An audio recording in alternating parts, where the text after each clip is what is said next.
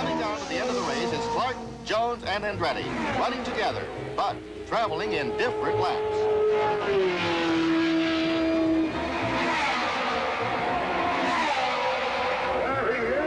Still holding his record-breaking pace, Jenny Clark crosses the finish line to become the victor of the 1965 Indianapolis 500. The white flag is out now for number 24. We'll watch for it and follow him around for the final lap and then into victory lane for the ceremony. The officials who decide this race are down on the floor. The tapes who make it official by tomorrow morning are one floor beneath us. The white flag is out. The card is being held. And there's the white flag for Graham Hill in the American Red Ball Special. Pick him up on turn number 1, Mike Ahern. And here he is in turn number 1. Graham Hill coming around like he's been traveling this turn all afternoon. He was on tracks smoothly into the short chute. Turn number 2 in Honeybell. And we picked him up now. We sight Graham Hill, former world driving champion. There he goes through turn 2 as he heads up the backstretch with apparently just 1 lap to go. Doug Zink. All right, thank you, Howdy. And here he comes past the halfway point on the backstretch, running all alone. 3 here, and Ron Carroll. And I pick him up, Doug.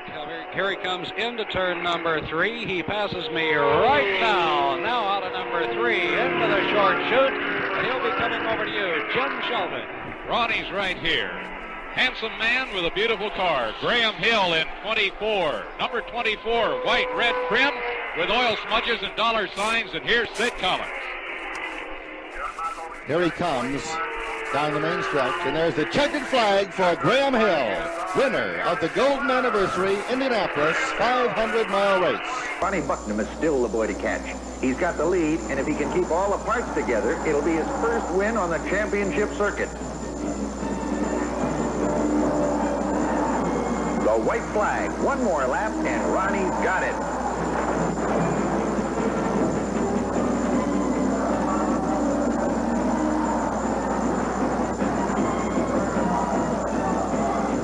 Here he comes down off the bank, 4th turn, hits the front chute, and flies under the checkered flag. A mighty happy boy, along with car owner Sid Weinberger. Dan Gurney, the leader, right behind Unser. The finish almost in sight, and Gurney tries to put a lap on Bobby Unser and starts to go by him. Why, Roger, so late in the race? Well, I suspect it's a matter of pride with Dan. He always runs well here, but actually Bobby has slowed down some also, because his only thought now is to protect that second-place finish. And, of course, with it comes the championship, I'm sure. Now, here's Bill Vukovich, son of a great driver, who was up in 5th place. And here, just before the finish, his car's apparently run out of something. And he's stopping in a rather precarious place on the outside of a turn. I wouldn't want to be parked there, Roger. No, I wouldn't either. And actually, as you can see, he's coasting across the racetrack to the inside where he would not be in danger. One of the club's top rookies, Bill Vukovich, Jr. Now, here's the checkered flag being displayed by Shim Malone. And Dan Gurney has won this Indianapolis Car Championship race at Riverside. Holds his hand high, takes the flag to win his 2nd straight here on this 2.6-mile track. Rabaki from Mexico City led only the final lap as he passed 2nd-place finisher Al Unser, who had run out of gas. But for Rabaki, the victory was still sweet. Matteo Fabi now onto the main straightaway, and Nick Finaro has the white flag, 2.5 miles, 1 more lap to go. If he completes it out in front, he will win his first ever IndyCar race as the man from Milan heads down to the first turn. Well, it definitely looks like he's going to win it. He's closing up on the back of Big Al there, and probably could very easily go by him if he wanted to, but he's using his head, staying back. He knows pretty much where Al Jr. is at, and knows there's no alarm. He only has 1 lap to go, so he's certainly not taking any chance at this point, driving a very, very smart race. A nice, an easy, a smart race for Teo Fabi. Al Unser Sr. out in front of him, down off the leader's serial. Teo has 1 more turn now, and he will be the winner of the Pocono 500. 6 different races, 6 different winners. The last turn for Teo, the crowd cheers. His engine roars, the checkered flag flies, and the school bandit, Teo Fabi, number 33, the Forsythe Brothers car, has won the Pocono 500. There goes little Al in 2nd place, so rookies finishing 1st and 2nd here at Pocono. Teo Fabi waves to the crowd. When he comes by the start-finish line this time, he'll get the white flag, which indicates only 1 lap to go. The only question then will be, does he have enough fuel? And on a 1 mile track. He so far shows absolutely no signs that he's in any danger of running out of methanol before he gets the checkered flag. Rahal just went by the start-finish line. That gives you an idea of how wide the margin is, which the scoring system now lists at just about 10 seconds. But here he comes for what has been a long-awaited first victory and a totally dominant one today. Checkered flag for Roberto Guerrero.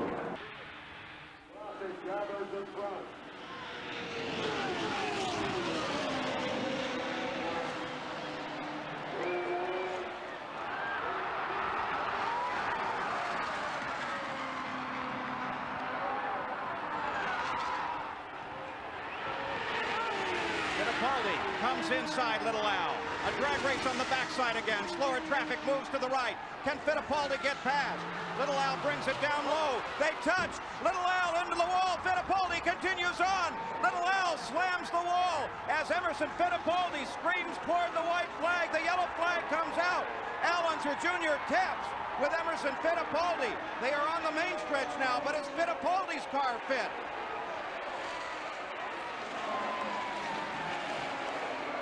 Fittipaldi tried it inside the third turn.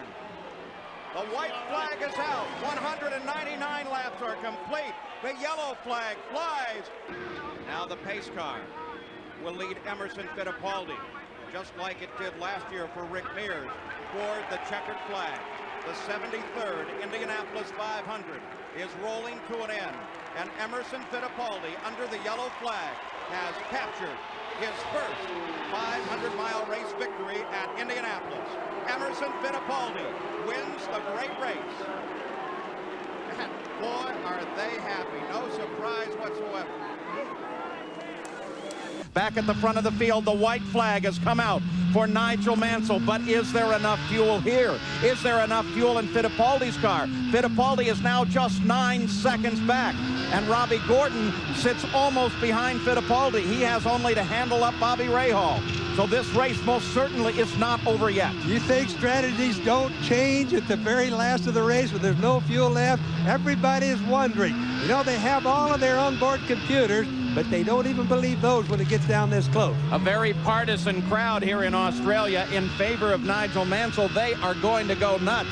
They did so when he scored his pole position. Now they have a new award for pole, $10,000 for pole, and if the pole winner can also win the race, it's another $15,000. So it's going to be a very lucrative day for Nige if he can only make it to the checkered flag.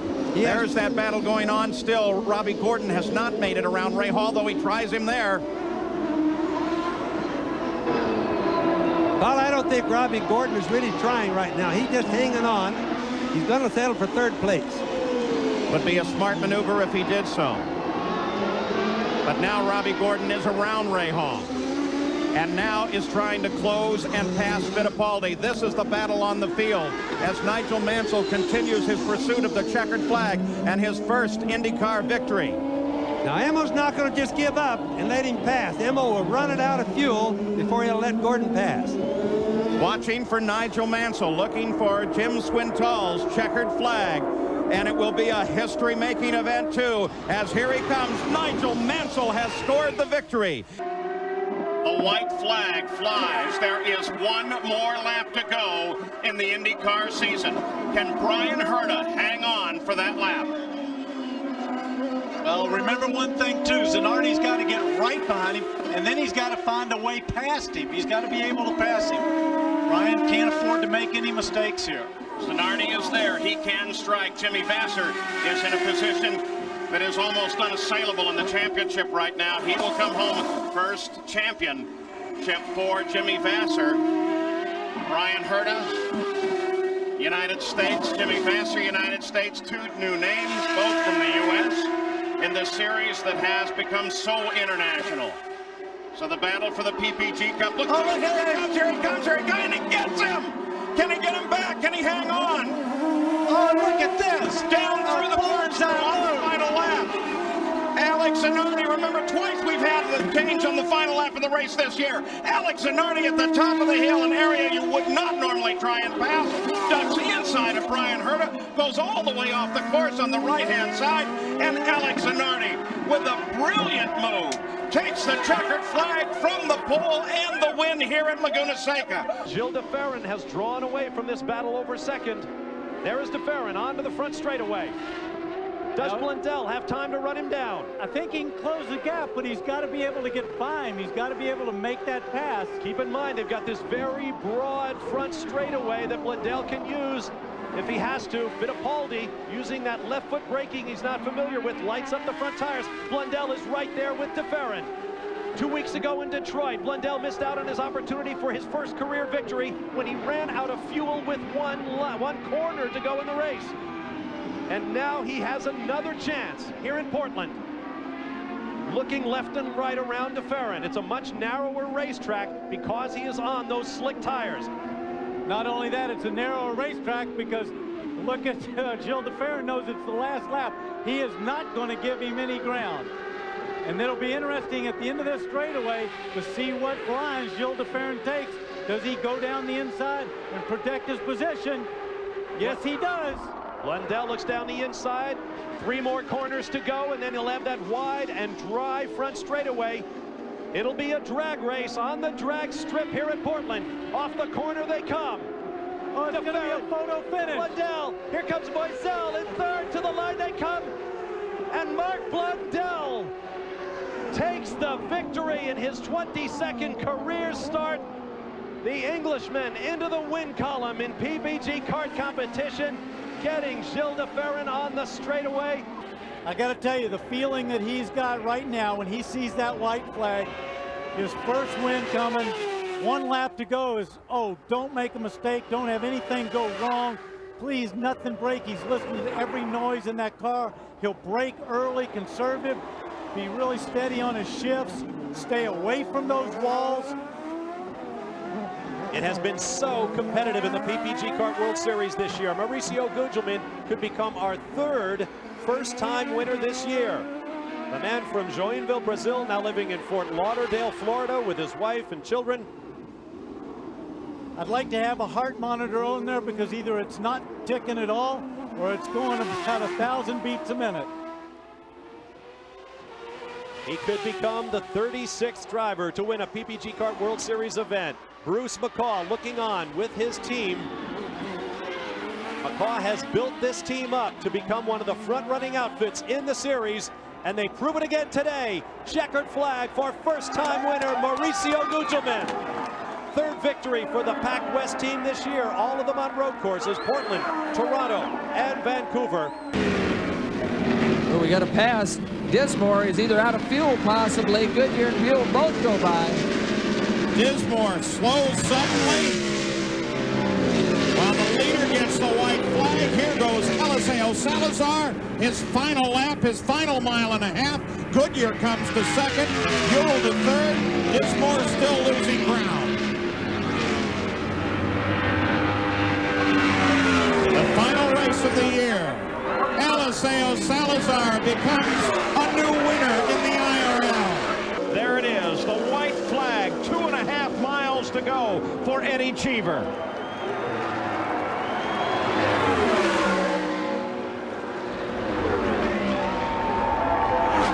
The crowd standing, the crowd cheering. He can almost carry the car from this point. His final pass down the backstretch. He'd like to get through 3 and 4 before he starts carrying it.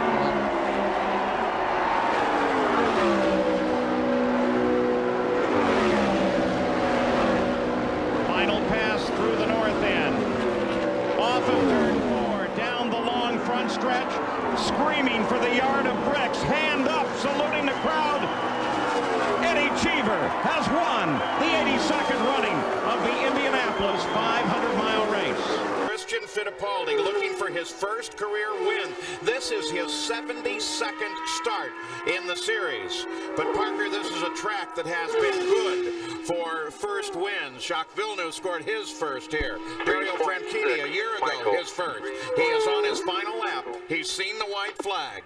What a great year for Christian Fittipaldi. He got his first pole position in his home of Rio in Brazil. And now finally he can see this dream come to fruition here at Elkhart Lake Road America, Wisconsin.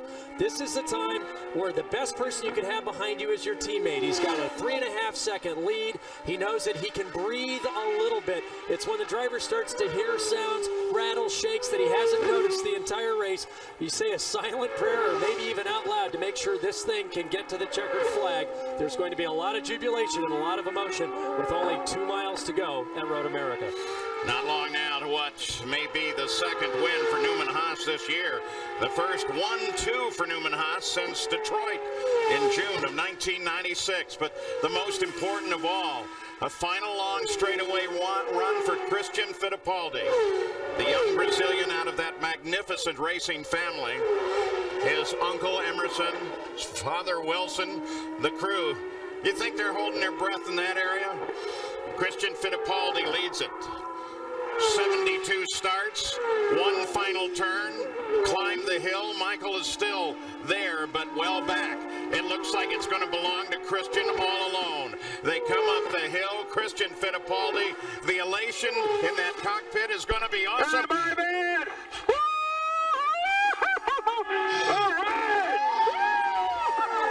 He's finally done it. That gave Wilson an opportunity to pick up a spot. Could be crucial in the championship. If you run the outside line and it gets just a little bit wide, there's not much running room left. Robert Doornbos on his way perhaps to his first Champ Car World Series win. So close a week ago at Cleveland. This is just his 6th career start in the series. And it looks as though Minardi Team USA about to score their first Champ Car victory as well. That team, which had been led by Keith Wiggins and still is heavily led by him, has won races previously, but not as Minardi. There's Bourdais in 2nd. Power coming your way in 3rd, and here's Pagenaud in 4th. And Justin Wilson in the CDW car. He and Rahal both got by Tagliani, so that shuffles Tag back to 8th. Doornbos is all alone. Can't say he's going to be home and dry today with all the wet weather we've had, but looks like he is about to head to the checkers.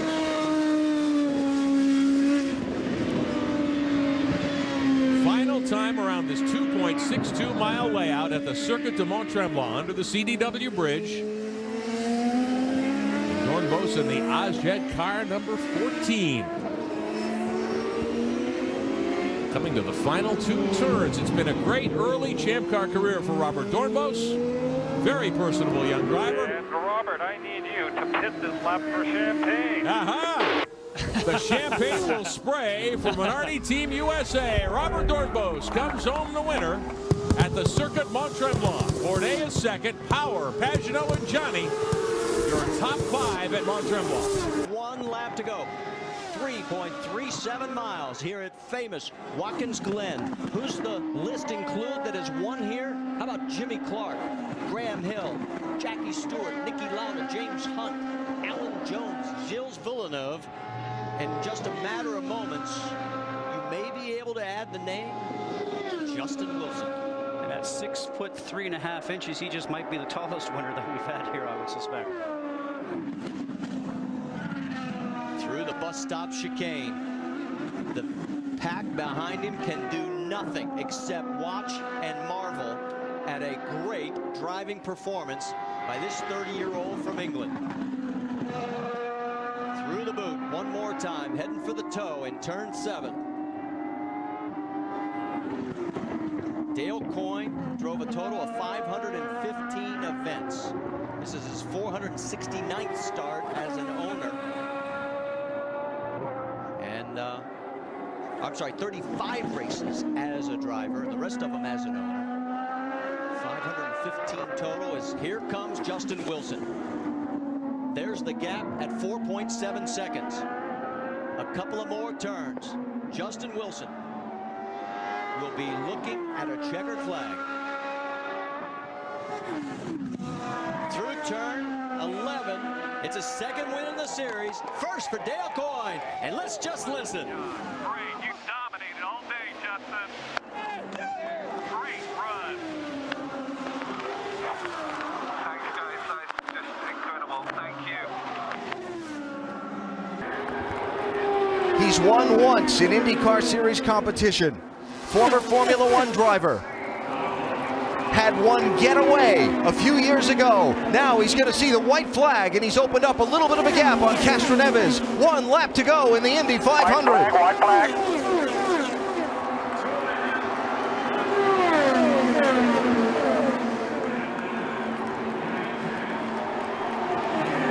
Keep hustling. Castroneves tries to close, Sato tries to defend. 2 corners until the checkered flag.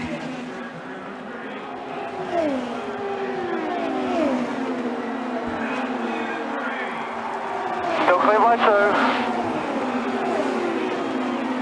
The one that got away comes back to him. Checkered flag is in the air, and the 101st Indianapolis 500 is won by Takuma Sato.